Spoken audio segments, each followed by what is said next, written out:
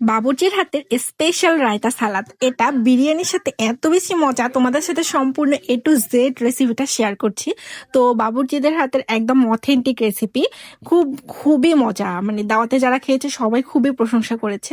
প্রথমে হচ্ছে শসা কুচি, তারপর গাজর কুচি, কাঁচামরিচ কুচি, এগুলো হচ্ছে দিয়ে খুব ভালোভাবে মিক্সিং করতে হবে।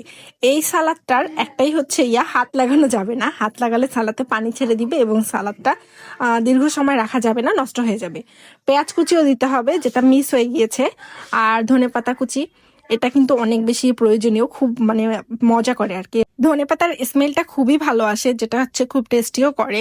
আর এর মধ্যে এখন কিছু মেডিসিন যাবে আর কি, মশলাপাতি যাবে, যেটা আমি বলছি। মেইন উপাদান কিন্তু হচ্ছে টক দই যাবে, আর জিরার গুঁড়ো দিতে হবে, এটা খুবই একটা ভালো। জিরার গুঁড়ো এটা মেইন উপাদান। আর লেবু চিপে দিতে হবে। সাথে তো টক দই প্রচুর পরিমাণে যাবে, টক দইটাই মূলত এটার মেইন উপাদান, যেটা খুবই টেস্টি করে সালাদটাকে।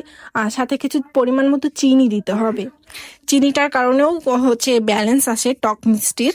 আর টক দইয়ের কারণে এই যে চিনিটা দেওয়া হলো, আর টক দইয়ের কারণে একটা গ্রেভি আসে রায়তা সালাদ। সামান্য পরিমাণ হচ্ছে এখানে ঘি দিতে হবে। আমি বাবুর্চিদের সাথে দাঁড়িয়ে দাঁড়িয়ে সম্পূর্ণ A to Z দিয়েছি। আর রেসিপিটা সাথে টমেটো সস দেখতে পাচ্ছ পরিমাণ মতো দিয়ে দেওয়া হচ্ছে। বাসার জন্য করলে পরিমাণ মতো 1 চামচ কি 2 চামচ দিয়ে দিলেই হবে। খুবই মজার একটা হচ্ছে সালাদ রেসিপি, এটা বিরিয়ানির সাথে পরিবেশন করা হয়েছিল। বিরিয়ানির রেসিপিটাও তোমাদের সাথে আশা করি ফুল শেয়ার করব। তো তোমাদের কার কার এই সালাদটা অনেক বেশি পছন্দ জানাবা। আমার কিন্তু নান রুটির সাথে এটা খেতে খুবই ভালো লাগে। ও আর হ্যাঁ, সবগুলো সালাদ মিক্সিং করার পর মনে হচ্ছিল যে টক দইয়ের পরিমাণটা কম হয়ে গিয়েছে, যার কারণে আবার 1 কেজি টক দই নিয়ে দেওয়া হয়েছে। কারণ দইটা যত ভালো হবে, দইয়ের পরিমাণটা যত বেশি হবে, সালাদটা অত বেশি টেস্টি হবে। যার কারণে দই দেওয়া হয়েছে, আর অল্প কিছু টমেটো কুচি দেওয়া হয়েছে।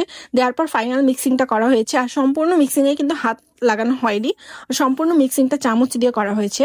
শেষে পরিবেশনের সময় একটু হাত দিয়ে মাখিয়ে বাবুর্চি দিয়ে দিয়েছে, সেটা আলাদা গামলায়, তবে মেইন গামলায় কিন্তু হাত দেয়নি।